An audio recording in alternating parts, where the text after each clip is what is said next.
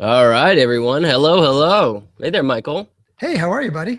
I am doing very well. I'm so excited. I'm just absolutely pumped about this. It's a And I big day see, for you.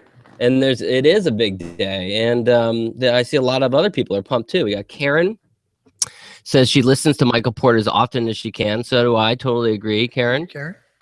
We got Mark and Debbie, Mark Anderson, who's from South Georgia. I'd love to know where everyone's from. Debbie's from Florida.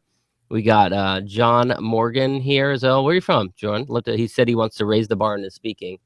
Nice. Joshua, how is everyone? Felipe, Mark, Brian, Cheryl, Jer, guest 849. Oh, classic, guest 849. So yeah, excited to have everyone here, Yeah, Michael, and I'm that's excited great.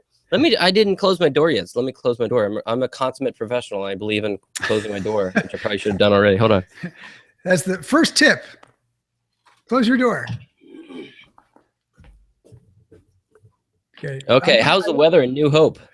It's freezing, man. It's 7 degrees or something this morning. It was terrible. 7? Okay, well then I'm not going to complain about my 48 or whatever it is here, but that's pretty darn cold for us. Yeah, it's pretty cold. But listen, man, here's the thing. This is going to be a pretty fast pace. Yep. Because I want to go through 50 tips that you can't afford to ignore if you want to win praise and profits and applause. That sounds great. But to go through those 50 tips, I've got to go through them pretty quickly because, we've got about 60 minutes together. And I also want people to have the opportunity to ask questions. So what I'm going to recommend, if it's okay with you, is that they put in their questions as I'm going. And then, you can check them out, and ones that you think you'd like to bring to me, then you can bring to me after we go through those 50. And then I might then, to answer that question, go back and touch on something that I addressed earlier in the list. But either way, I want to get through all of those 50 because I always want to deliver what I promise. Okay, that sounds great. But let me introduce you first. For those of you, the three people on here who don't know who Michael Port is, just briefly, and I'll do it really quick. So Michael is the author of about a half dozen different books, maybe a dozen. We're all losing count, including Book Yourself Solid, Steal This Show, which is his most recent book, and he's been doing a lot of business development, and helping people get fully booked.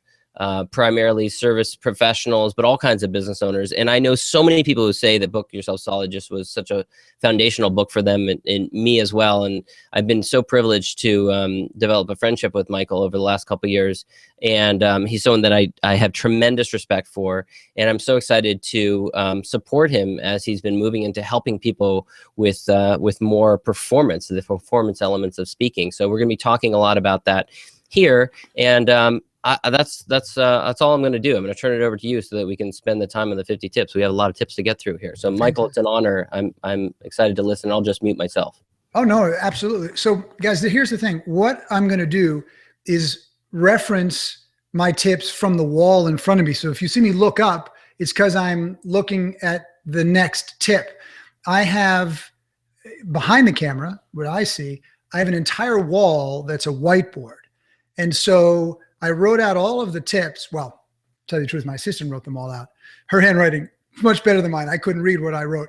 And then I'll go through them. So if you're like, why is he looking up there? That's kind of weird. That's why I'm doing, because rather than memorizing 50 tips in a particular order, it doesn't really make any sense. So here's what we're going to do. Number one, start with the bio. Your credibility, your speech always starts with the bio. People think that their speech starts when they start talking, or they think that their speech starts after they say, okay, let's get started, and they've done a little filler beforehand. The bio is what gives you credibility. So if you want your audience to respect you before you start speaking, the bio is a very important part of that process. Because if they don't know that you know what they need to know, then they may spend the first 15 minutes trying to figure out, does this person know what I need to know?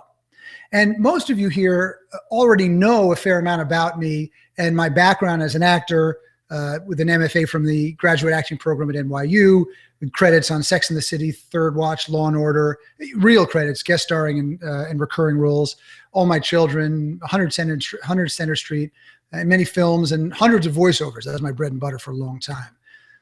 So we don't need to go through an extensive list because you already go, I know I'm here. Michael knows his stuff. I'm going to learn it. So that's number one. Make sure that bio demonstrates that you know what they want to know even before you open your mouth. Number two, you don't necessarily need to tell them what you're going to tell them and then tell them and then tell them what you told them. You know that old axiom?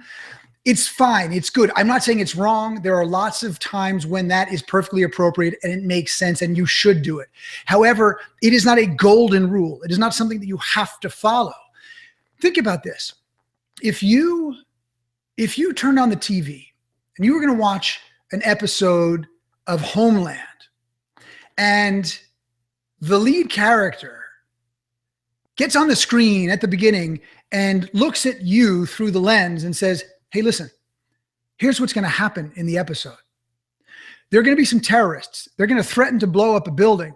Then I'm going to chase them down. It's going to be pretty dramatic. I'm going to get shot in the shoulder, but I'll live. Eventually I'll foil, et cetera, et cetera. You'd be like, I'm not going to watch it. Now I know what happens. It's why you don't like watching trailers, or maybe you do, but I don't, because I don't want to know what's going to happen. So you don't have to. Sometimes the excitement is the building into and wondering where you're going to go next. If your speech is well organized, then they're excited because they're in the moment with you and they're excited to know what comes next. So that's number two. Number one is the bio. Number two is you don't have to tell them what you're going to tell them and then tell them what you told them. That's good, but it's not a golden rule. It doesn't always have to be followed. Number three, cut. Most speeches try to do way more than they possibly can. So your job in large part is to cut. I had 100 tips. I cut them back to 50. Even 50 is going to be a lot, but they're going to be quick, fast, and hard hitting. So one is bio. Two, don't have to tell them what you're going to tell them. Three, cut. Number four, anytime you tell a story, that story, the entire story needs to serve the big promise of your presentation. Sometimes we tell stories because we think they're clever stories, or it'll make us look good, or we think it's a funny story. And most articles about public speaking will tell you to tell stories, and it makes sense. Stories are such an incredibly wonderful, meaningful, connected, vivid way to illustrate a point. But if it's not designed specifically to serve the promise, then it should get cut.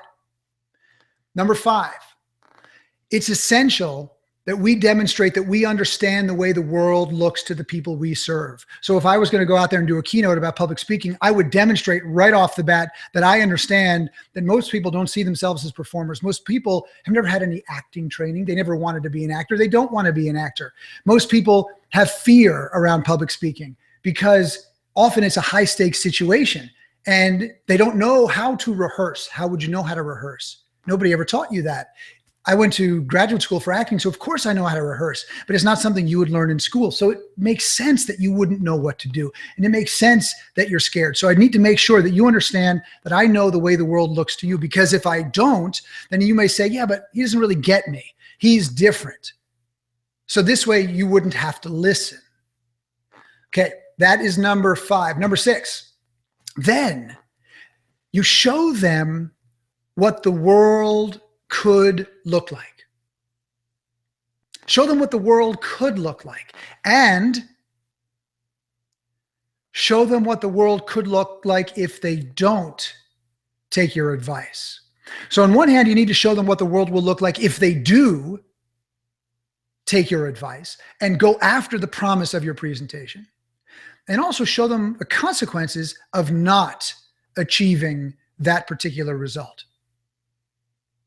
Because often that's what pushes them to listen, to make a change. Because sometimes the rewards, they seem outrageous. They seem like hyperbole. It just doesn't seem possible. But the pain associated with not achieving the promise often feels more immediate and more real. So that sometimes will spur people into action. Number seven. Often, a lot of people, when they're speaking, they point. They'll do a lot of pointing. They'll say, okay, so you and you and you, and they'll end up doing a lot of pointing.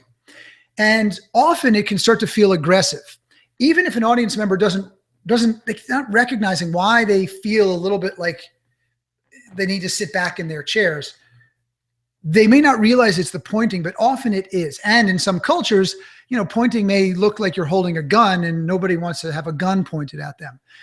A much more open way to connect with people when you're speaking with them on a stage is to use an open palm. So you say, so you may experience this and I experience this, so together, etc. And if you find over, say, a 60-minute presentation, if you have your palms up and your hand extended to them when you are referencing them rather than pointing at them, well, then you often make a better connection with them. It doesn't mean you never point. There may be a time like this I'm doing where you specifically want to use your finger, but it's a choice. And that's the difference between the amateur and the professional. The professional is making choices with respect to almost everything they're doing. And of course, the better prepared they are, the more likely they are to be able to stick to those choices. Okay, number 8. In order to get people to say yes to us, we need to, John just put something in there. Okay, you're just advising somebody. Okay, number 8, to get somebody to say yes to us, we need to affect them intellectually, emotionally, and physically. So if we just focus on the intellect, it can get a little bit heady. If we just focus on the heart, people go, wow, that felt really good, but it didn't really do that much to me long term. And if we just focus on the head or the heart, then the body might start to get disengaged. And if the body is disengaged when we're with people in a physical environment, they tend not to absorb what we are sharing as much. Our ideas are only as good as our ability to get people to consume them. Our job is not to be smart, not to be clever. Our job is not even to share the most information so that people go, wow, they share more information than anybody in the world. But our job is to help them consume it. So if there are even 5 things that you're able to take out into the world, then I have effectively achieved my goal, which is getting you to consume. To be able to consume all 50 tips and do something with it tomorrow, I don't think that's realistic. You would need to train with me for a longer period of time to be able to put all of these things into action, because it takes time, just like an athlete takes time to prepare for an event. It takes time to become a skilled performer. But some of these you'll be able to put into action. So that's my job, is to help you consume it. And that's your job too. Number 1 starts with the bio. Number 2, don't tell them what you're going to tell them. Number 3, entire story serves the end, which means the promise. What the world looks like for them, because then they'll connect with you. They'll say, he gets me or she gets me. Number 6, show them what the world will look like if they don't change, and show them what the world will look like if they do change. Number 7, instead of pointing at people, try using your palm up. Number 8, to get people to say yes, we need to affect them intellectually, emotionally, and physically. Number 9, you ready for number 9? If you outline content, you need to unpack it.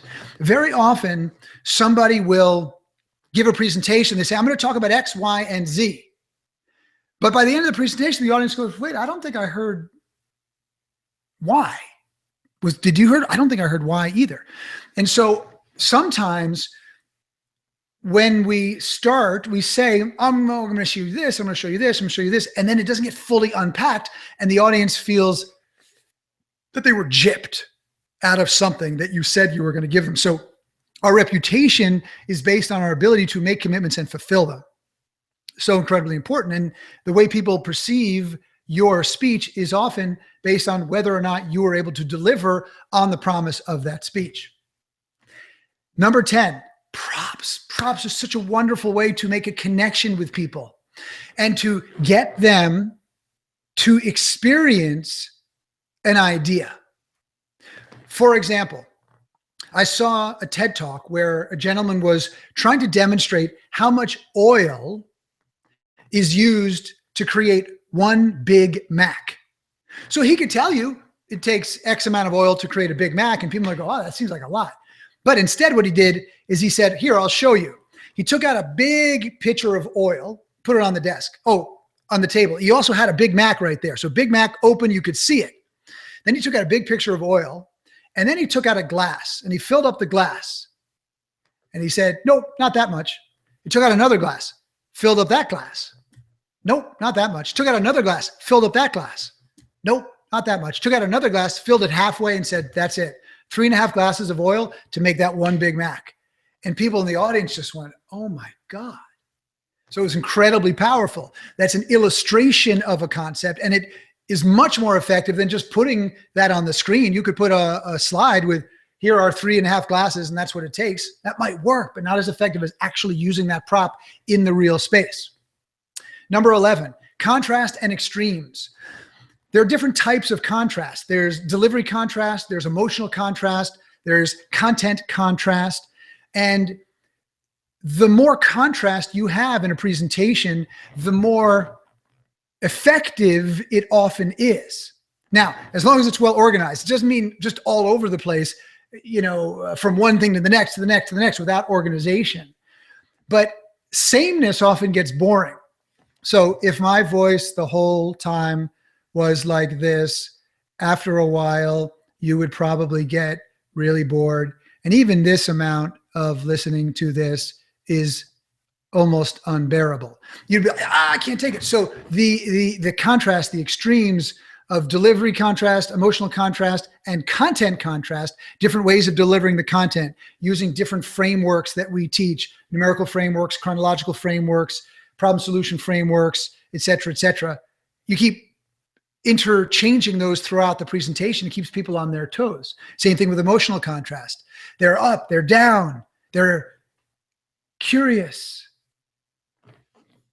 they're laid back and forth, back and forth, back and forth. Then in delivery, of course, you have vocal contrast.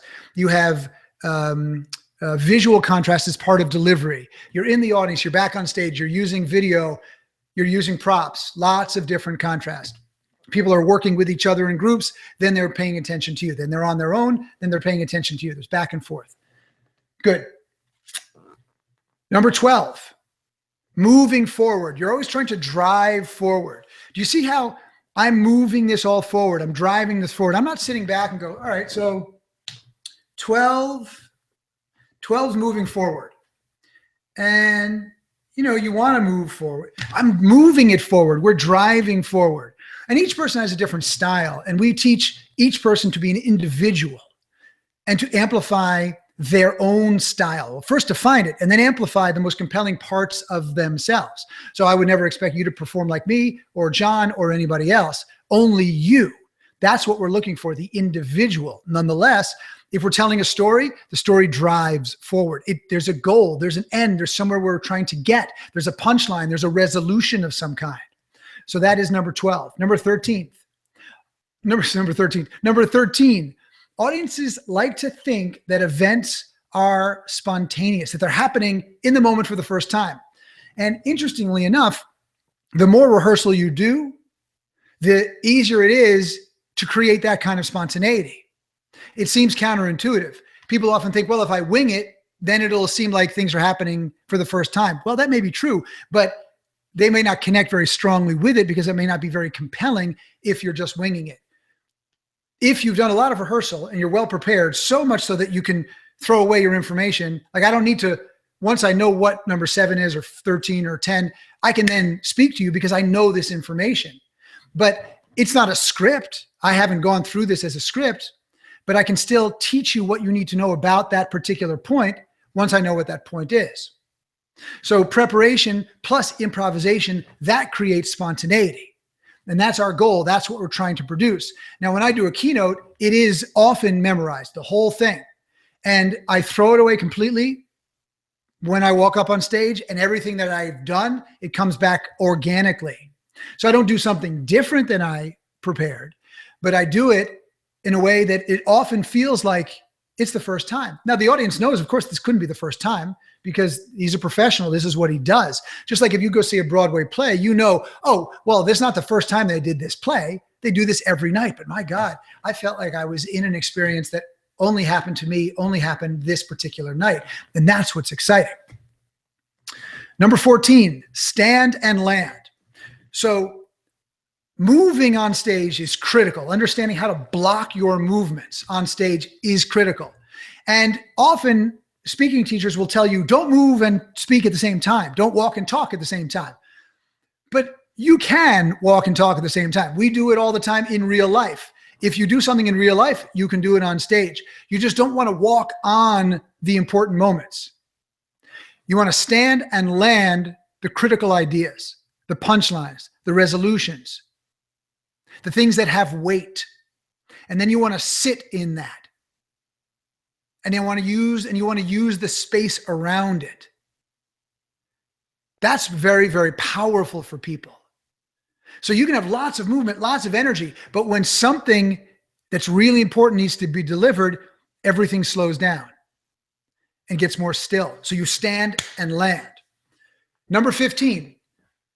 Oh, I actually did number 15 there too. You can move and talk at the same time. You can move and talk at the same time, but I just want to make sure you stand and land when something is important. Number 16. You don't need to say, I'm glad to be here. For a couple of reasons. Number one, what's the alternative? That you're really pissed off that you're there? Of course you're happy to be there. So show them that you're happy to be there in your work.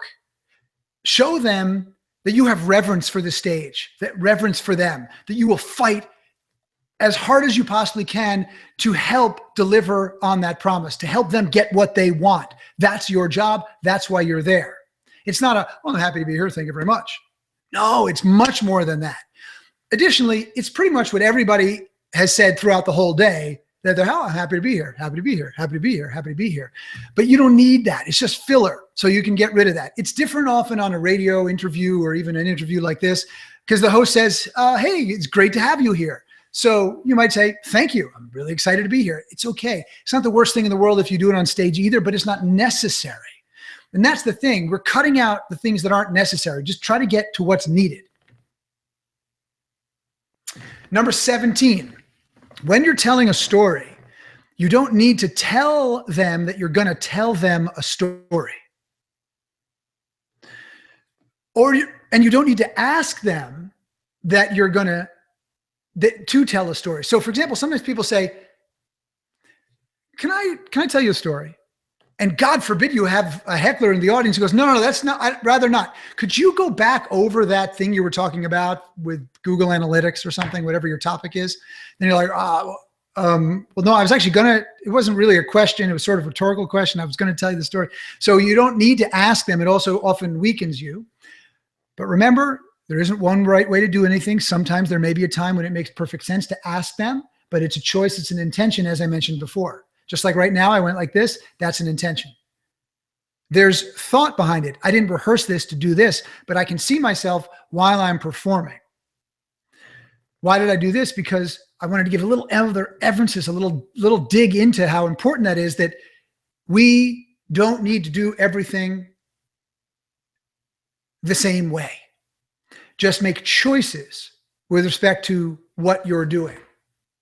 So get into the story. Often what's exciting about stories is that you don't even realize you're into a complex story until a few minutes into it. You know, John was a speechwriter at the White House.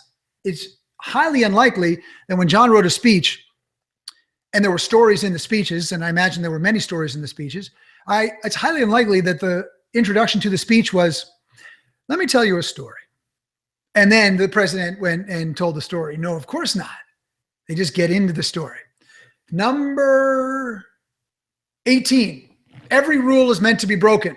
So every single rule that I'm giving you is meant to be broken if you find a better way to deliver. That's what's critical. That's what the artist knows. That's what the true performer knows. So if you have a teacher that says, you can never do it that way, absolutely not. I would wonder if you were getting the most comprehensive training. So we generally stay away. I mean, look, I would say it's probably not a good idea to go out there and curse out your entire audience, but I've seen some speakers who do some crazy stuff that works. I mean, go figure, because it's an art. And I want you to feel that you can express yourself and take risks and take chances. Okay. Connect the dots. it's very important to connect the dots. So when somebody leaves a presentation, they want to be able to say, I see how this concept related to that concept, which related to that concept, which related to that concept. If they can't see how the concepts relate to each other, often the experience for them is compartmentalized and it doesn't feel as full. They will certainly learn some things, but it won't be as full. So do your best to connect the dots. Number 20, give them time. Now, I'm doing this quickly intentionally because I'm driving forward through important, simple concepts. They're not always simple to execute. Sometimes it takes a lot of time and rehearsal to execute on it, but you'll get it quickly. You don't need an enormous amount of time to understand what I'm saying on a high level. But even so, inside some of the explanations I'm giving you, I will repeat in a few different ways the same explanation to give you time to process it. But if it was a very complex issue, I would often give it to you and then let you absorb it.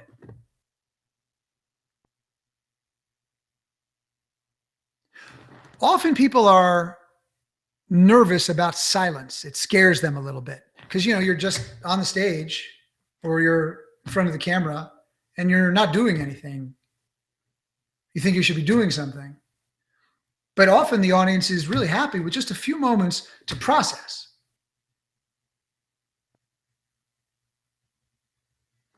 Number 21, don't apologize for the amount of time that you don't have.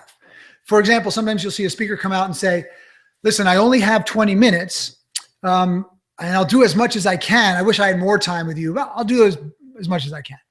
And sometimes your time will get cut shorter because something the person before you went over, or there was some sort of technical issue, and you don't want to apologize, make the audience feel like they're missing something. You can change the world in a few minutes. I mean, the most extraordinary TED Talks are 18 minutes. You don't need 4 hours to make an impact. You can do it in a short period of time. And you want to design your presentations so that if you have to cut, you know how to cut. This is very simple, 50 tips. If I had to cut, I could just cut out a fair number of the tips. Done. And, you know, turn it into 35 tips or 25 tips. Okay. Now, if it was, of course, billed as 50 tips, I'd have to then make sure you got a sheet with all the 50 tips on them so you can see the other ones. But you wouldn't blame me because it wasn't my fault that the time was restricted or constrained, condensed. Okay. One of the things that's interesting is that audiences actually like to go a little bit early. Even if you're killing it, even if they love everything about you and everything you're doing, they will often appreciate having a few extra minutes. Because sometimes if they're in a conference that runs all day long, they're given very, very few breaks, or they have to travel really far to a different section of the event space for the next one. And maybe it's really tight, but they need to go to the restroom. They want to call their kids. They got to deal with some issue at work. They just want a few minutes to chat with somebody that they haven't seen in a long time, but they just bumped into them there. And they appreciate it. Just getting a couple extra minutes. Adults really love that. Kids do too, but adults really love that. So there's nothing wrong with giving them a few extra minutes. Now, it's different when you're doing something like this and something in a theater or a hotel ballroom where they can't really leave without making a scene. If you have to leave at the scheduled end of this, you could just leave. It doesn't affect anybody else. And so if we wanted to go over a little bit, sometimes we do that when they're online. If we have more questions than we anticipated and, you know, people want to get their questions answered, they can stay and hang out.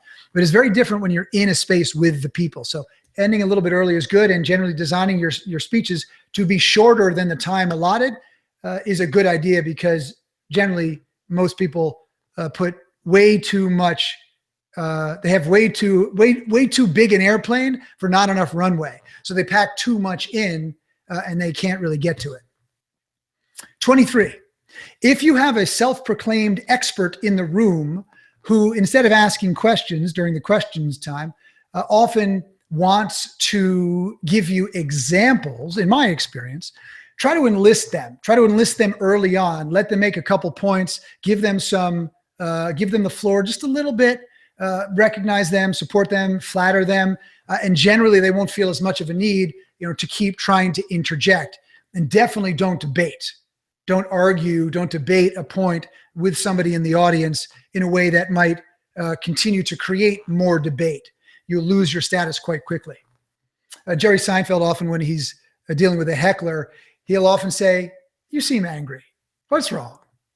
And it often just neutralizes that threat quite quickly. 24. Embellishment is okay. Lying is not. Saying you did something that you didn't do is not cool. But when you're telling a story, if you have to change around some of the order of the events in the story or conflate two stories that actually happened to you to make a better impact on the audience and illustrate your point more effectively, personally, I think that's okay. It's up to you. But as long as everything actually happened, then I think that kind of rearrangement is fine. Making stuff up about yourself to look impressive is not cool at all. Number 25, remember that they don't know what you know. So often we go out there for approval when we should be looking to produce results for the people in the audience. And when we go out there for approval, we try to prove to them how smart we are. We know everything. This is it. Yeah. We forget that they often are so far from where we are because we study this. This is all we do, that they get overwhelmed. And, that'll happen from time to time, even if you are doing your best to not let that happen. But just remember and really understand that your audience may not be where you are. You may be many pages ahead of them in the book of business, that's your topic, or whatever it is you're addressing. So just make sure that you really understand where they're coming from. Number 26, reward for contributing. Sometimes I'll see a speaker try to elicit answers from an audience, and they're looking for an answer. They have an answer in mind that they're looking for from the audience. So they'll say, okay, so what's the best color? And someone raised their hand and says blue. And they go, no, next. Someone else goes, green? No. Someone else goes, red? No. And the audience goes, we know you're looking for something. Can't you just tell us, please? So that's not rewarding them. Anytime you ask them something and you say, what's the best color? And they say blue, go, I love that. What else? Red. Another great color. What else? Green? Brilliant. So we're rewarding them. Can you give them gifts and candies and treats? Of course you can. We always want to make sure that people feel rewarded when they ask a question or participate in any way, shape, or form. We don't want to make them feel small in any way, shape, or form. This is critical. 27. If you want to get really good at telling stories, watch a lot of stand-up comedy. I'm not suggesting that you should be a comedian. In fact, generally, if you go for humor over results for the audience, you often are less effective. But humor is such a big part of connecting with people. In fact, at Heroic Public Speaking Live, which is our big event in February, I have Ron Tite coming in to do a whole session on how everyone's a comedian, or at least should be. And you can bring so much more humor into your work. However, the best comedians in the world are really public speakers. That's what they do. And they tell stories like nobody's business. So study them, watch them, see how they adjust the timing, manage the timing, own the room. It's just incredible to watch the best comedians in the world. And you can learn a lot from them if you want to be a public speaker. Number 28, be careful using idioms. Often the audience won't know what you mean. And so you need to make sure that you unpack those before you start using that idiom. Okay. Number 29, stay away from jokes about difficult topics. Suicide is not something that's funny. If you are telling a very, very difficult story about suicide, as it relates to you or a close family member, and you bring lightness into it, that's very different. And people may laugh, but you're not joking about it. You're not making fun of it. Unless of course, look, if you're a stand-up comedian, your whole act is just being raw, that's a different topic, different subject. But professional speakers or people just giving speeches in general, even if they're not professional speakers, are generally not there to be incredibly provocative the way a comedian would be. So just be careful around difficult topics, and something that you don't think is difficult may in fact be difficult to other people. So ask yourself a lot of questions anytime you address something that may be provocative to other people, and really address it in a way that honors the people in the room.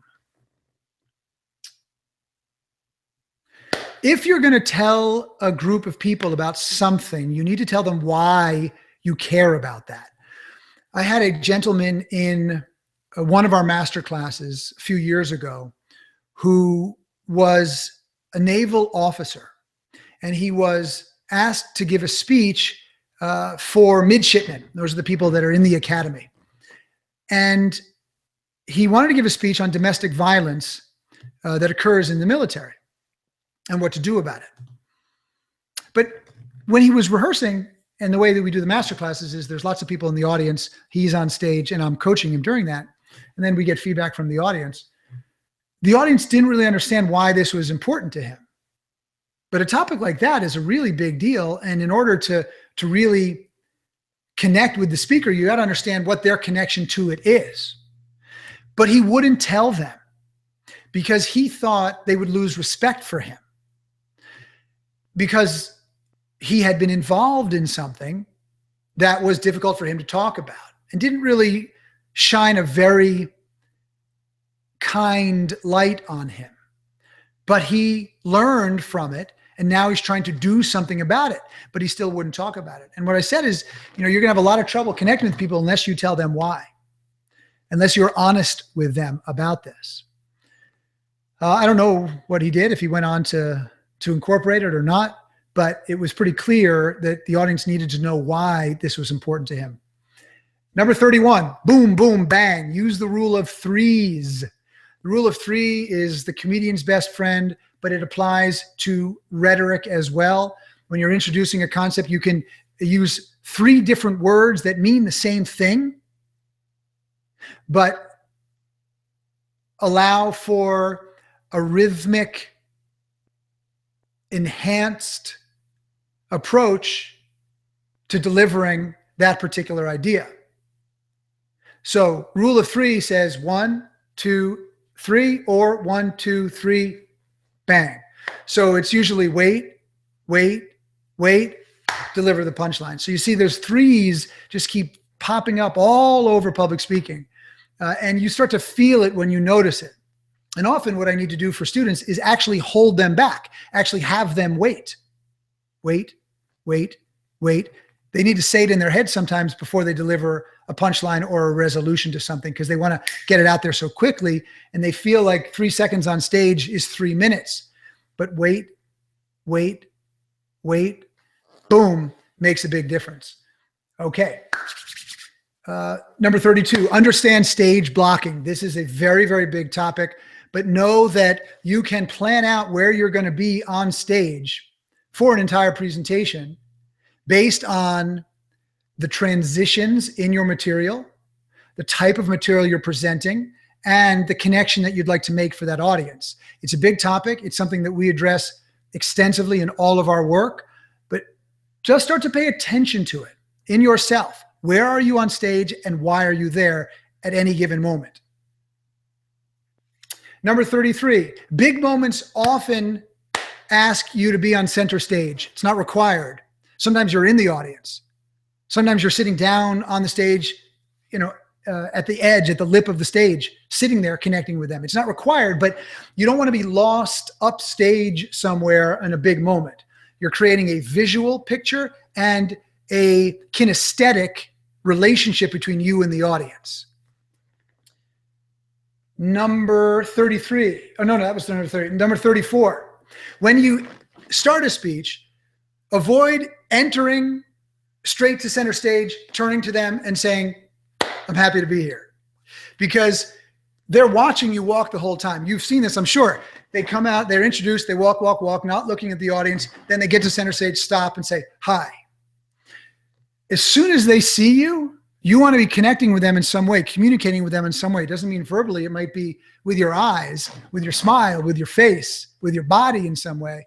But you, as soon as they see you, even if you're in the house and then you walk onto the stage to start, they're watching you the whole time.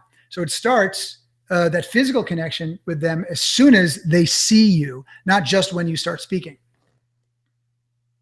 Number 35, learn how to rehearse. I touched on rehearsal earlier, but there is a 7-step rehearsal process that I learned when I was in graduate school that we teach in all of Heroic Public Speaking, and I outline extensively in Steal the Show. So if you read the book, there's a whole chapter on how to rehearse. But this is what's going to reduce your nerves. This is what's going to make you feel comfortable knowing that you can go in there and steal the show. Number 36, if you land a joke, bask in it. Take it in. Enjoy it. You see the comedians do it. You know, it's the drop the mic moment when you know you've nailed it, because when you've made a connection with the audience likes to know that you made that connection with them and that you know it. It shows a lot of confidence. It goes, yep, I just did that for you. And they love it. They connect with it. They eat it up. Number 37, if you ever feel that you run out of breath or get, really tight in your throat, or lose your voice a lot, or you've ever been told that you have a slightly nasal voice or a very soft voice, you might want to do some voice and speech training. Your body is an instrument, and when you're performing in front of other people, everything you do with your body, the way you breathe, the way you sound, the way you move, it tells them something about you, and they are influenced by you as a result through the way that you speak, the way that you move, the way that you sound. So speech and voice training. We also bring in movement training. At Heroic Public Speaking Live, the first day, nobody sits down. It's all on your feet. But once you get into sessions, voice, movement, improvisation, all of it actual on your feet. Because it's sort of hard to learn voice sitting in a chair in a theater or just watching a video about it. Not as effective as actually doing it, as breathing and learning how to breathe. Most people have never learned how to breathe for performance purposes. It's very different than just your autonomic nervous system requiring that you breathe to stay alive. Controlling your breath, knowing how to use your breath, catch breaths, full breaths. It's very, very different. And there are techniques that you can use to have a lot more power through the breath. Number 38, try not to push. Sometimes people get so amped up before they speak that they go out there and they're really over the top, way over the top. Energy is great. Good energy that moves you forward is fantastic. It's much better than, hi guys, so I'm here to do the speech. That's different. But too amped up often makes you look anxious and edgy and can sort of blow an audience away. So you want to stay away from that. Number 39. Just because you're feeling something doesn't mean that they're feeling it. That's the hard thing for a performer to figure out. Are they actually being influenced right now? Are they feeling what I'm trying to get them to feel? And paying a lot of attention to the audience and how they act will often help you understand that. So just because you're having a moment when you're telling a story, it doesn't mean it's resonating with them. Usually the moments that resonate with them, say an emotional story, are when you're trying to overcome say if you feel like you're about to cry. The crying is not what makes them feel. You trying to overcome that, to fight through it. That's what really grips them. That's what gets them. Number 40. When you end, get everything in before they clap. Once they clap, it's done. Be very careful saying, okay, so yeah, thanks. Okay, thanks so much. And then they start clapping. Oh, wait, there was something else. And then you're trying to call them back afterwards. It's a big mess. People are getting up with their bags. Make sure you know how you're going to end it. Done. Thank you very much. Take your bow and get off the stage. Number 41. You can stay on stage at the end of a presentation if you've invited them on stage. Say, thank you very much. Fantastic. Take your bow. But before you do that, tell them, listen, I'm going to stay up on stage if you want to come and ask me any questions, or if there's something that you're selling them, for example, come if you want to talk about it, et cetera, et cetera. Or if you decide, well, I'm going to be at the back of the room selling my books, I'm going to be back there, come see me there. So you give them those directions before they clap. Very important. Number 42. This is for people who are on the professional track. You don't necessarily need a sexy sizzle reel, because often when people are trying to decide whether or not they should hire you, they don't know enough from your sizzle reel. Unless you've been at the biggest venues in the world, they may not be too worried about whether or not you can perform. If you've spoken at Lincoln Center, if you've spoken for Coca-Cola in front of 50,000 people, et cetera, et cetera, et cetera, and they just see all of that, they go, wow, that's big speaker. But most of us are not in that position. So they just see one or two lines, a quick connection, like a quick sort of joke, and then they move to some other speech and there's like one line, then move back. They go, I don't know if this person can actually handle an entire presentation.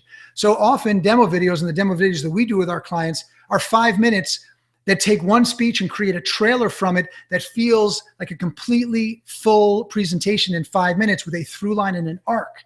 So, wow, that's really very powerful particular presentation, and that person can hold that space really well. Wow, the way they can tell a story, etc. Okay, number 43, get right to it. So you notice how at the beginning of this, I just jumped right into 1, 2, 3, 4, 5. If you spend like 5, 6, 10 minutes, okay, so, I just flew in from Boise. Boy, my arms are tired, and sort of, hey, so where'd you get that sweater?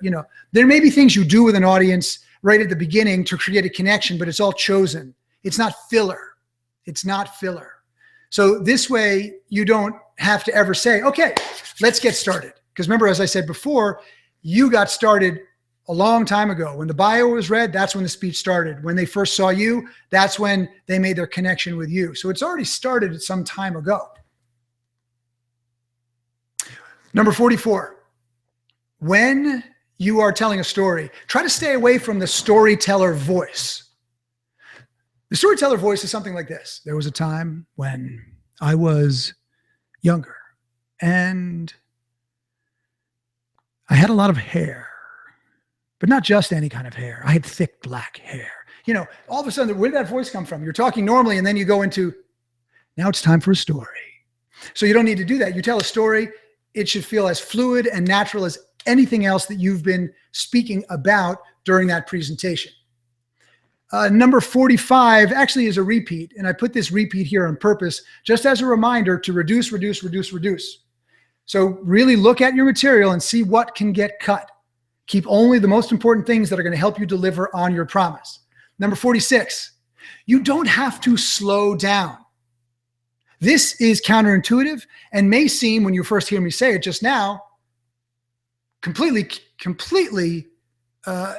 senseless. Because there are times when somebody speaks so fast you can't understand what they're saying, and they just go, go, go, go, go, go, go, go. But sometimes speaking teachers will give students the advice to slow down, but what they really mean is pause. Because you can understand somebody when they're speaking quickly. In fact, you often like it because your brain can go pretty quickly. But then, remember, when there's an important moment or an important concept to understand, that's when the pause comes in. So you're driving forward with the speech pattern that is natural for you. But if you have a naturally fast pattern, great. Use it, leverage it, employ it. I do. I come from New York. I speak quickly. But you see on stage, I pause a lot. More than I do on a webinar or on camera. It's a slightly different medium. But nonetheless, when there's something that I really want you to think about, I give you some more space. So you don't have to slow down necessarily. Look for the opportunity to pause. Number 47, if you have to explain a joke, it's not funny. So if you tell a joke and then you feel like, oh, I should explain it to them so that it's funny, don't bother because it didn't work. Just move on. Number 48, Never yell at an audience. Now, I know that may seem obvious, but sometimes it happens because you get really fired up and you're angry about something, like the way people behave on social media, and you start, rah, rah, rah. And they might think that it's coming at them, because often people have done the things that you are railing against without any, bad intent. Social media is a great example, because a lot of social media teachers get really fired up about all the horrible things that people do when they are on social media. But most people in the audience have probably done some of those things. Like if somebody's railing about using, like the slide images with a quote on it because they don't like it, but you've done it, then you're like, oh, I kind of feel bad. Which is different than saying, all right, look, so I know a lot of people use the quotes and the thing, and I think it can be really effective often. Have we thought about this also? Might it also do this? And then people go, oh, he's not making fun of me. He's actually giving me something to think about. That's different. Also, one time, one of my colleagues was giving a TEDx talk, and he had the audience at the beginning. If you had the audience at the beginning, do a little exercise so that they would meet each other. And he forgot to tell them how they were going to come back into their seats afterwards. So he said, okay, go ahead, guys. And there were about 450 people in the room, so it got very noisy. And he said, okay, guys, come on back. Come on back. Guys, I only have 18 minutes. And he kind of got pissed. So he started yelling at his audience. That was a little hard to recover from. I think he did eventually, but it took him a little while because he got really frustrated. So what that tells us, and here's a really extra special tidbit, you always want to tell everyone how they're going to get back after you send them to do an exercise, even if they're just sitting in their seats or just talking to each other. So I say, here's what's going to happen. At the very end of this, I'm going to raise my hand. I'm going to stand right here. You're going to see me raising my hand. That's the signal for you to do exactly the same thing. Stop whatever it is you're doing, raise your hand, stop talking, and then immediately sit down. And if you see someone else's hand raised, same thing. Raise your hand, immediately stop talking, and immediately sit down. It works every time, every single time. Even when I've forgotten to say it at the beginning of a speech and I still do it, it works. It takes a little longer, but when you're standing on the stage like this, people eventually figure it out. Oh, I guess it's time to stop. And they quiet down. Number 49. Do your best not to turn your back on an audience. Unless it's intentional, unless there's a specific reason you're doing it and you know why and you're trying to create a particular effect. But often if people are using slides, they will click on the slide and turn their back. So I did this many times when I was younger, newer. I'll sometimes forget this now and I may do it. But just be careful it doesn't become a habit. You may have that habit now. So the clicker, of course, doesn't control the slides on the screen. It's a 360-degree wireless signal that speaks to the computer. But also, if you're turning your back looking at the slides, then they're not connected to you anymore. And if you keep doing that, you create this constant disconnect. And every time they leave you and go to the screen. Now, if you want them only on the screen and not on you, then you do turn your back intentionally and they will follow you up to the screen. But just make sure it's a choice. And last, but certainly not least, if you think you're going to rise to the occasion, you're probably not. In the military, this is exactly what they say. They say, you do not rise to the occasion, you fall back on your training. For example, if you've never been trained in how to use any kind of weapon, and a general in the military called you up and said, listen, I'm going to need your help in Afghanistan. I know you don't know anything about how to use this weapon, but here it is. And I know you don't know anything about how to protect yourself, how to protect the other people with you. Nothing. Don't learn it. Don't train it. Don't figure it out. But I'm sure in the middle of the firefight, when the bullets are whizzing over your head, you'll figure it all out. And of course you won't. And that's what the military says. And I say the same thing when it comes to performance. You will feel fantastic when you are well prepared and you have the skill, because then you will fall back on that training and you will produce a remarkable result, rather than thinking you're going to rise to the occasion without the preparation. And those are your 50 tips for today. And we've got another good 35 minutes to answer questions and also tell you a little bit more about Heroic Public Speaking Live, which happens in February in Fort Lauderdale. And John, are you still with us? I am still here, Michael. Yeah, that was awesome. You got some tremendous feedback from people in the chat there. People were really digging it, including Hashim, who is in Asia. It's 3 a.m. there, and he said he was glad that he stuck around.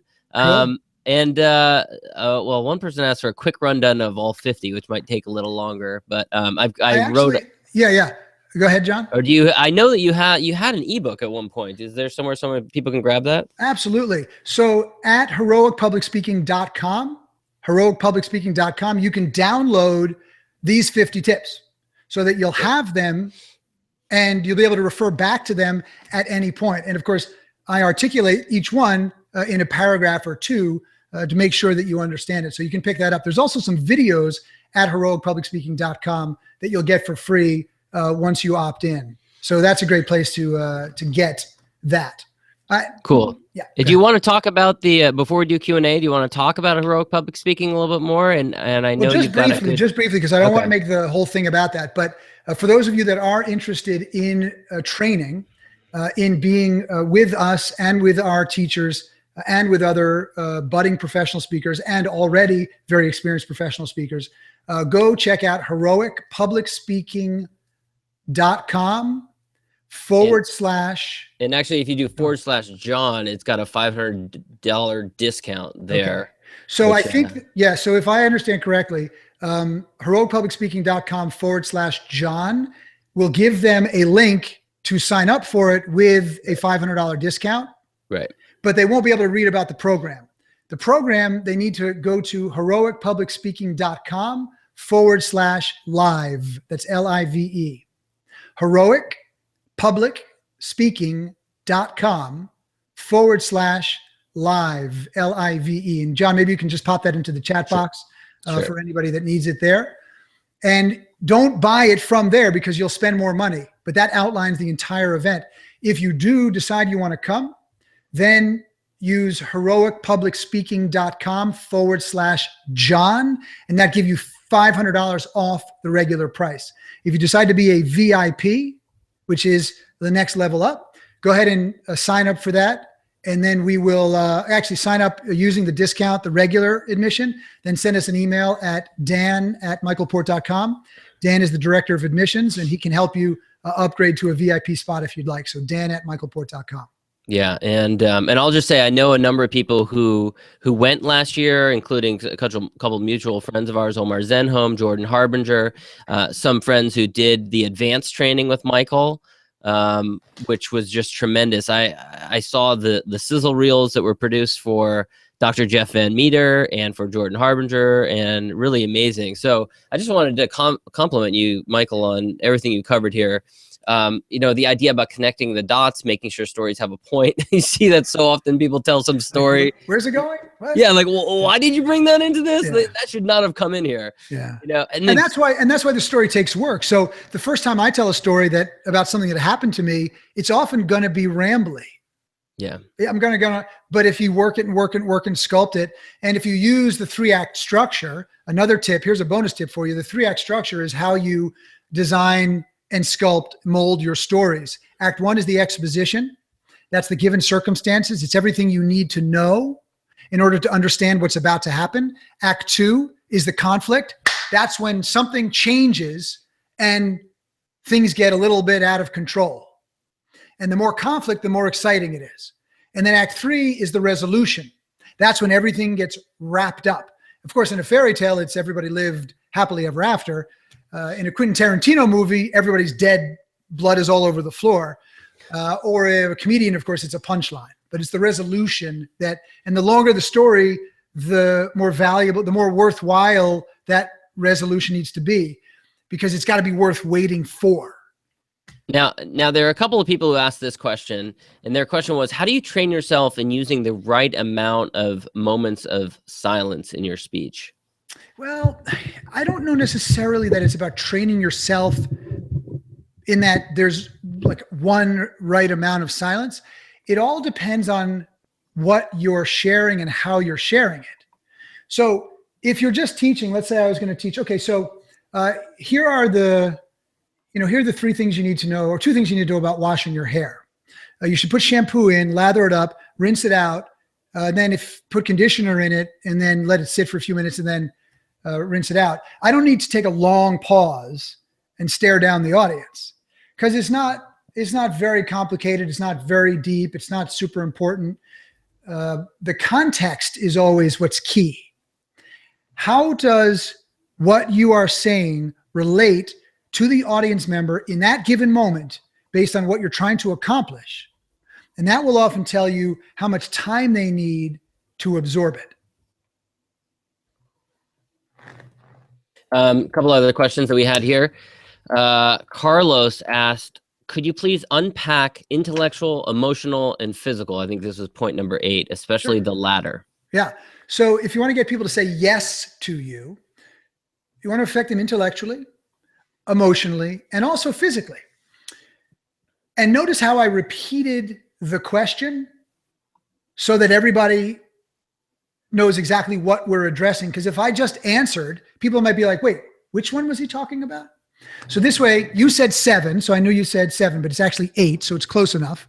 8, to get people to say yes, you need to affect them intellectually, emotionally, physically. So intellectually, they've got to agree with what you're saying, meaning it has to make sense to them. If intellectually they go, that doesn't make sense, or they don't believe it, or you use a lot of absolutes, like everybody does this, it's always this way, they might not buy it, because when you use absolutes, it's usually pretty easy to argue that point. I mean, even the most extreme things, if I said, look, nobody in the world likes earwax flavored ice cream,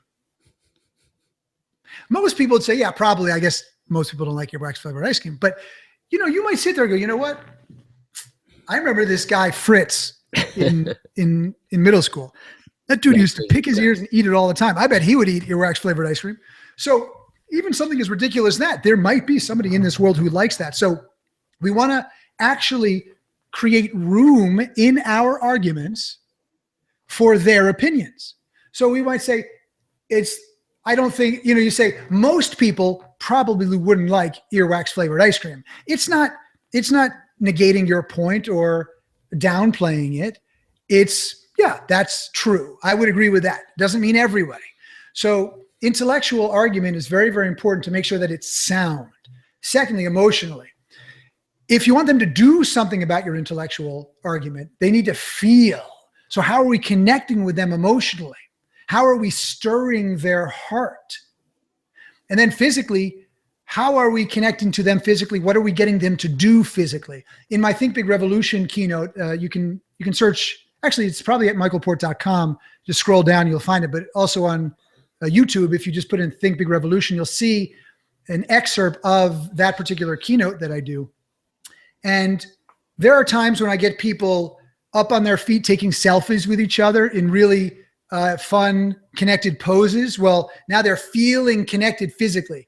There's a whole dance sequence at the end, which really gets them alive. There's another part where they stand up and declare what they stand for. There's a whole bunch of things that they do that connect them physically and emotionally, and of course, intellectually at the same time.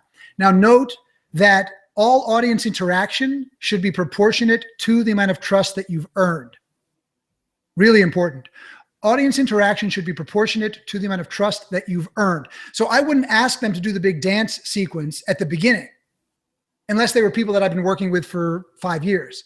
But by the end, I know the way I've structured it, I've earned it. I got them. 99% of the people in that room go, all right, I'm going to get up and do this. 1% is like, I'm not sure. And then we usually win them over by the time that dance is over. In fact, I bring dancers on stage with a routine choreographed, and everybody does the routine. I hire them when I go to a different city. So again, there's another bit of contrast. That's not typically what you'd see in a keynote, and it's very different than me just talking to them. So it creates delivery contrast.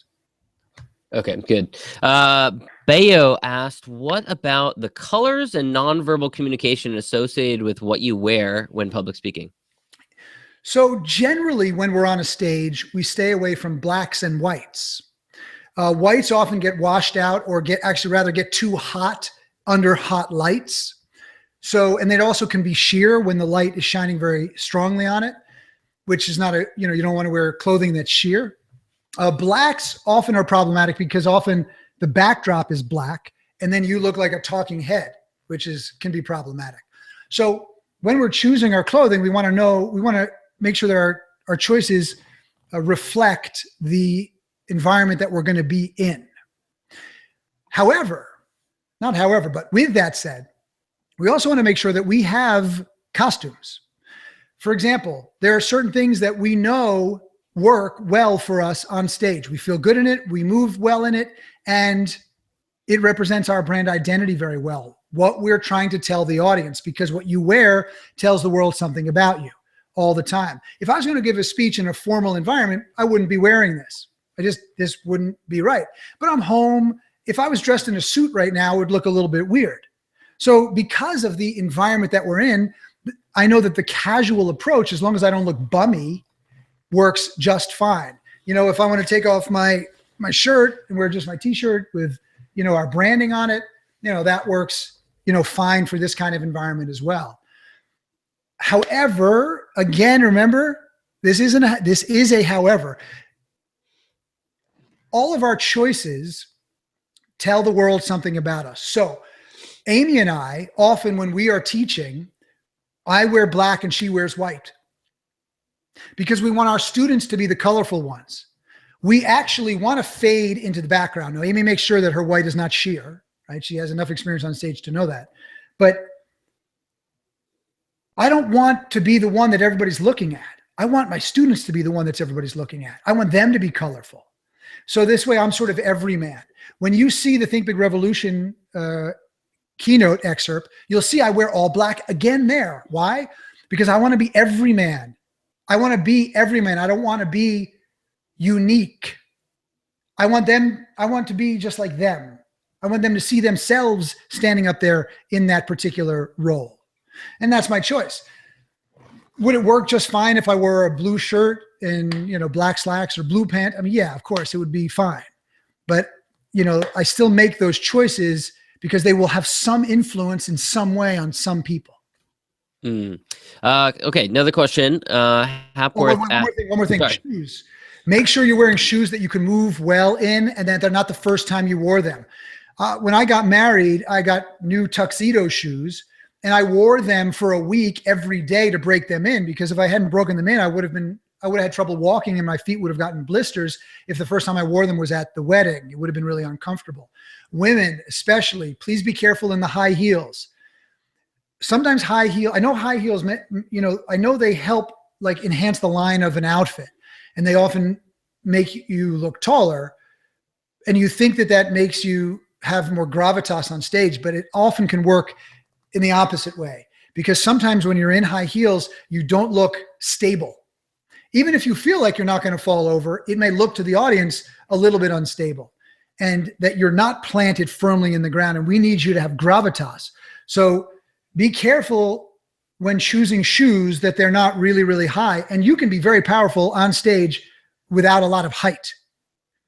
You don't need to be 6'5" to be powerful on stage. Okay. Yep, just ask some short speakers, right? Hapworth asked, any other tips on how to make things concise, especially when improvising? I have a tendency to go on and on and on when talking with clients.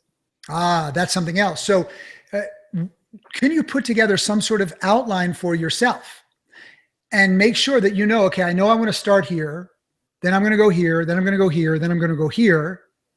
And what's your benchmark that lets you know you can go on to the next one? So your job is to drive toward that benchmark. And maybe it's a, yes, I understand, from the person that you're talking to. Good. Next. Boom, boom, boom. So you build in something that helps keep you on track to make sure that A, what you're trying to achieve for each section, B, how you got there, and C, how you're going to transition into your next point once you do. Yeah. I think that's often the problem. That's the reason that they're not concise, is because they're trying to figure out how to get from this point to the next one. So they keep on elaborating on the last point because they haven't figured out the transition. or they don't know if the other people got it. Mm-hmm. So they just keep going on for a while. One of the things that you may find, and this is what our students find, is that they get much better at Q&A if they follow the following approach. There's two kinds of theater. There's stable theater and unstable theater. Stable theater are musicals, most plays. Things will change from time to time. You know, somebody will drop a line or even a paragraph, or somebody will enter at the wrong time, or, you know, somebody will be coughing in the audience for a long time, so they have to hold. Things will change a little bit. But for the most part, it's the same show every night. Unstable theater is improvisation and street theater. Now, improvisation has a structure, but it's very different every time, dramatically different. Street theater includes the same bits, like the, you know, fire juggling bit, the twirling plates bit, the, you know, jumping through hoops bit, but they are generally in different orders, depending on the space they're in, the audience they have, the makeup of the audience, how big the audience is. So they might say, you know what? Oh, you know what? I can't do fire here because it's not allowed. So I'm going to cut that bit. And there's a lot of kids. So let me start with the fun, silly bit first. Because if they start with the silly bit first, then it tends to turn off adults, but kids love it. And the reason I mention this is because if you design your answers to questions as bits, you know what the bit is, you know how much you need to share to explain that bit, then you already are ready to give them a packaged answer. It doesn't mean it's the same time every single time, but you know what you're going to address when you're answering that question, and then you've got it. So if you feel, okay, here are the 10 questions I usually get. What are my 10 bits that would answer these questions? And you'll get the questions in different orders, but you'll always be able to answer those questions. If somebody says to me, well, why do I need a target market? I might say there are 3 reasons you need a target market. Number 1, so you know where to do your marketing. Number 2, so that when you show up there, they know you're dedicated to them. And number 3, because they already have established networks of communication. And then I'd go back and I'd go a little bit deeper into each one, and I'd be out. Next. That's a great way of looking at it. I've never heard Q&A compared to street theater, but that's a perfect analogy. Yeah. Yeah. Let's see. A couple of people asked if there'd be a recording. I'm not sure if that's planned or not, but I can check in with Matthew. Every time Google Hangouts is recorded for sure. So, you know, John, if you want to, you can share the link with them afterwards for the recording. Yeah, sure. We'll get it out to everyone. Yeah. Okay. A couple more questions came in. So, but by the way, for everybody that wonders, it's actually at this same place, like where they went to listen to this, they just go back to the same place. The recording will be in the exact same place. Yeah. Let's see. What about being someone? Guest 80 asked about what about being stuck behind a podium? Try not to be if you don't have to be. My contracts when I go speak require that there is no podium on stage because I use the whole stage and I don't want the podium to get in the way. I've never really had a problem with that. They're always, more than happy to strike that for me. So do your best to try to get rid of the podium. If you have to be behind a podium, try to find as many ways as you can to change your physicality. What can you do to be more animated, more connected? Can you use sounds? In the Think Big Revolution, I have different parts of that keynote where I actually talk to myself through the speakers.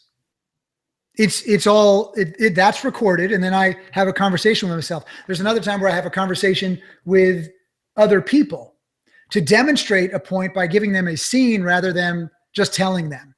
And it kills. It works great. It's just absolutely fantastic. And you might think like, oh, that seems weird, but no, it's an actual performance. And you can do that too. This is not my domain only. This is something that you, if you're interested in getting better as a speaker, can incorporate these kinds of things. So you create contrast. So even though you're behind the podium, all of a sudden now you're having this conversation with the speakers, or you put something on sound so they listen. it just creates more contrast. So as much contrast as you can would be helpful. Cool. All right, a couple other questions here.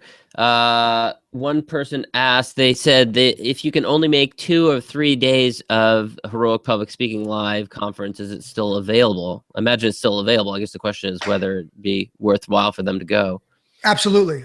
Absolutely. There's no doubt. I honestly, John knows me very well. Those of you who have read my books, etc., I don't tend to be prone to hyperbole. I say you want to be better at speaking. There's a lot of work that needs to be done. There's, all of us do. I've got a lot of work that needs to be done. We all can get better at this, and it takes some time.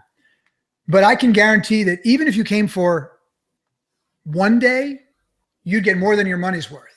So 3 days is just a huge win, big win. There's also a pre-con day some people are interested in.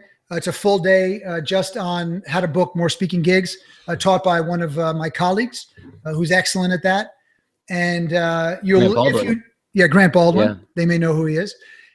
If you sign up for the event, then you're told about the pre-con. The pre-con is not available to people outside of the event right now.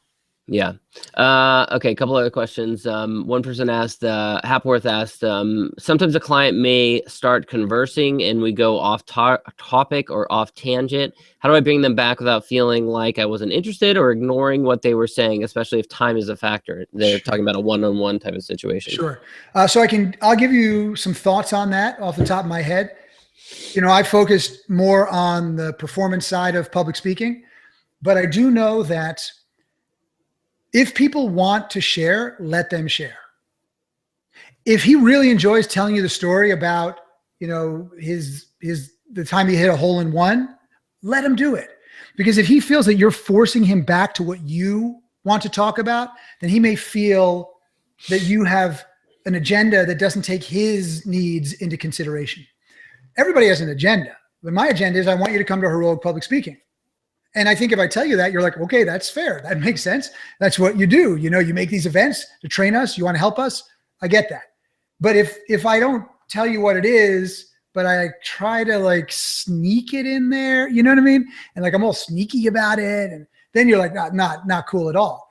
But everybody has an agenda. If you're buying something, you have an agenda. I just bought a new boat. I had an agenda. There's a price I wanted to pay, and there's certain options that I wanted to have. And I fought for those, and their agenda was to sell it to me at the highest price possible with as few additional options as possible. And I know that. And as long as we're both clear on it, we can have fun even in the negotiation. Nobody's pretending otherwise. They're not going to come into me and be like, look, we want to give it to you for almost nothing. We're just going to give it to you. We don't even want it. Of course they want to make as much, that's their job. So it's okay. As long as the other person doesn't feel like your agenda takes precedent over theirs.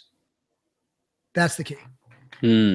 Another good question. Joe asks, what can be the best ways to deal with audience members who aren't necessarily listening, quietly talking to the person next to them, etc.? Yeah.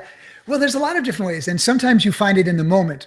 One of the things that I've done is just stop and start to walk closely to them, because often they don't realize that you're coming towards them. I'll go into the audience, just walk over and just start listening, really curious, like this with a fun smile, so that I'm not, making them feel bad in any way that's aggressive. So I just go over, and then they go, oh, sorry. And then they come back and everybody makes a laugh and, we carry on. Or sometimes what I'll do, if a phone rings, you got to be careful about this, because you got to really be able to read the person whose phone rings. You got to read them really well. But if I feel that it's the right person, I will often answer the phone if I can get to it quick enough. And I answer it often in this way. I'm not saying you should do this. This is something that I do from time to time that has worked well. It has created some really funny situations but I'm not saying everybody should do this. But I'll answer the phone. And let's say I'm in New York giving a speech. I'll answer the phone and say, New York Police Department. And then the person, usually big pause on the other end. Hello? Who are you looking for? They say, I'm looking for Denise. Denise who? Denise Hoffman. Yo, is there a Denise Hoffman here? Right? And then, I wait, look, she's in book and she'll call you back in an hour or something. And I just hang up. And then I say, here, take the phone and text them back and say, it's just the speaker fucking around, you know? So anyhow, so that if I feel like I've got the right audience for that and the right attendee, I'll play around like that. And then all of a sudden people will go, uh-oh, I'm going to turn off my phone. I want to get my phone off. You see? So I guess a natural follow-up to that is, how do you make that split-second determination whether it's the right person to do it with? Because if I reach for it and they go like this, not the right person. Okay. Yeah. If they, but if I reach for it and they go, oh, like this, generally I know I'm okay. Okay, that's pretty funny. Let's see, another question. So one person said, I speak efficiently and with vivacity, perfection, and clarity in my dreams about things I don't even know. However, what if one is not a natural speaker? I write effectively as I speak in my dreams, but I am speech shy. So I think they're asking about inhibitions and not being able to get it out when they speak. Yeah, I get that. What's interesting is that one of the things I find is sometimes people who don't see themselves as natural speakers end up being some of the most compelling speakers, because it's not about them when they speak. It's about the audience. Some of the people who are really natural speakers, a lot of the people who become professional speakers, they like it to be about them. And when somebody goes up there only to be in service of that audience, it can be really profound. I had a woman named Lori, who I write about in Steal the Show, who came to one of the master classes, and she never wanted to be a speaker. She had no desire to be a professional speaker, that's for sure. She was an accountant, a CPA, but she felt like she didn't have a voice, and she wanted to try to find her voice. That's why she came. I thought that was brilliant. So she went up to give her presentation. She had something prepared, and she had note cards. And she was kind of shaking and looking at her note cards. And she started telling us a story about why she was there, but it didn't really resonate. I felt there was something else going on. So I snuck up behind her and took away her cards. And she said under her breath, "Fuck you." Which I was both surprised and delighted, because it was the first honest thing that I saw her say in her speech. So I said, listen, can you just honestly tell us why you're here? She said, fine. When I was a little kid, my mother told me that nobody wanted to hear from me. Oh, wow. And in fact, one time she slapped me across the face and told me to shut up. And I stopped sharing what I had to say after that. There was not a dry eye in the room. In a room filled with professional speakers, she was the only one who brought the room to tears, because she was honest. The best performers in the world are the most honest performers in the world. And she told the truth in that moment. And it was really quite powerful. So it's the preparation, it's the rehearsal that will make you feel more comfortable. And if you do that kind of work, you can become very effective. Don't think about yourself as a good or a bad speaker. I know that's often how people are referred to, like, oh, he's really good, or he's really bad, or she's amazing. But instead of thinking about it like that, because like I said before, don't go out there trying to be good. Just try to be helpful. If you just go out there and not just go out there, but if you work on your material, if you create your speeches, if you then rehearse them and perform them specifically to help the audience achieve something, and you take the focus off of yourself, and you're not worried about, whether or not you gained a pound or two, or if your hair looks perfect, that stuff becomes inconsequential. Then you can be an incredibly effective speaker. That's what's important. You don't have to be a comedian. Look, for example, if my son has a teacher, say in the 3rd grade, who's supposed to teach them math, and the kids love him because he's incredibly funny, he has them laughing all day long, but they don't really learn math, is that an effective math teacher? No. If you go to a comedy club and you're going there to laugh, and the comedian doesn't make you laugh at all, but teaches you a lot about math, was that an effective comedian? I think you should find a different line of work, probably. So the question is, what's your role? If you know your role, you know your responsibilities, you can go out there and deliver on that. And you look at it, did I deliver or did I not deliver? Not, am I good or am I not good? That's the difference. And with that, we should probably start to wrap up. Yeah. Yeah. And, give them a reminder about the links. Yes, absolutely. So if you want to learn more about it, you can check out Heroic Public Speaking Live, heroicpublicspeaking.com/live, heroicpublicspeaking.com/live. If you want $500 off because you want to go, which I hope you will, then you can go to heroicpublicspeaking.com/John for $500 off. All right. That's right. And then a couple other additional questions here that were in the chat. Maybe we'll take one or two more. Is that cool? Yeah. Well, what I'm going to do, I'll answer one or maybe two of those. But while I'm doing that, what I'd like other people to do is just write in there quickly, what was their biggest takeaway or a couple takeaways or something that they see differently now, something that they're excited about. And then we can read those off as well. I think it's important for all of us to connect around what we've learned or what we're taking away from something like this so that, we all know what that is. Now, one of the questions I just saw in here is about freezing. Yep. Yeah. Mental block, stage freeze. Yeah. That happens to most of us from time to time. Of course, as I said before, the more prepared you are, the less likely because you know your material so well. But stay in the moment. Don't look down. Don't look away. If I'm right now performing for you and I'm connected to the camera and I'm looking at you and I forget what I'm going to say next, it's okay to go like this and then come back. But if I disconnect entirely on stage, it's really profound. Additionally, some people often look down after they finish a point to try to find the next point, and they do it repeatedly, and that can be problematic as well. I can give you an example of that, but stay with the audience. Like if I'm saying, okay, listen, there are 3 reasons you need a target market. Number 1, to do X, Y, and Z. And then I forget number 2. Instead of going, right? I just say number 1 is to do X, Y, and Z. Number 2, I'll find it if I stay with you because the last thing I said was to you. And if I stay with you, I'm more likely to remember what the last thing I said was. And if I remember the last thing I said, generally the next thing, because it's connected to that, will come to me. It's staying in the moment, relaxing, and not panicking. But staying with the audience. I know it sounds counterintuitive and really scary, but every single one of our students finds gold when they learn how to do that. And the audience often doesn't realize that you forgot where you were going to go. They just think it was an intense moment between you and them. The example of people looking down, often you'll see, I can't do it because I can't walk around right here, but sometimes you'll see, let's imagine I'm pacing. A lot of people pace back and forth, which we really, really want to stop. They'll say, okay, so they're telling you a story. I'll just make up a story. So I went to a pizza place. And then I got a piece of pizza and they walk over here and then and they look down and then I decided to get a soda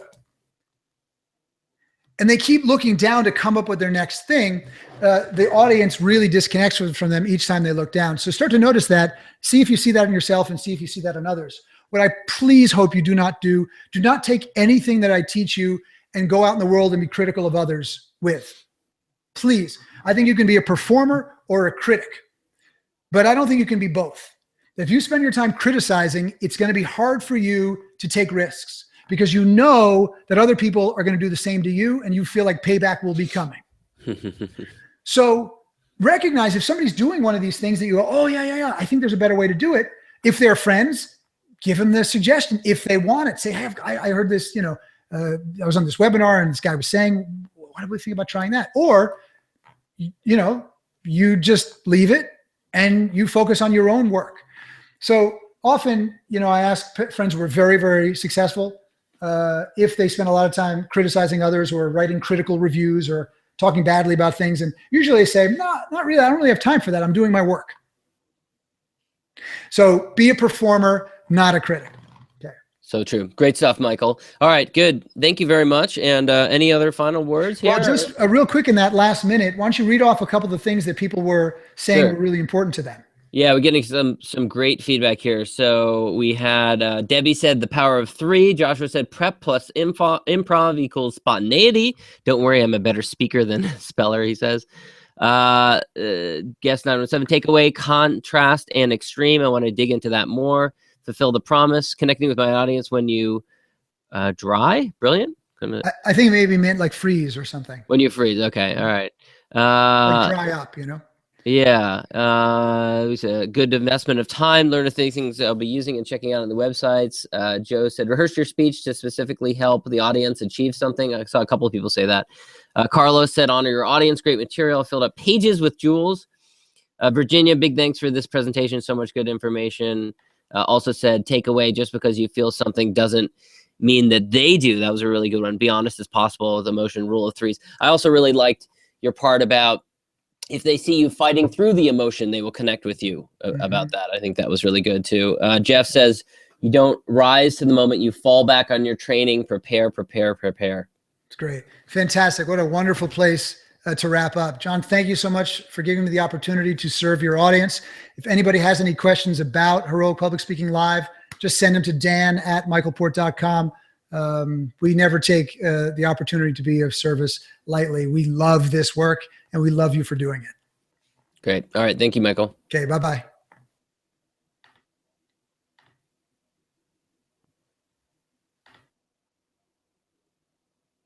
Well.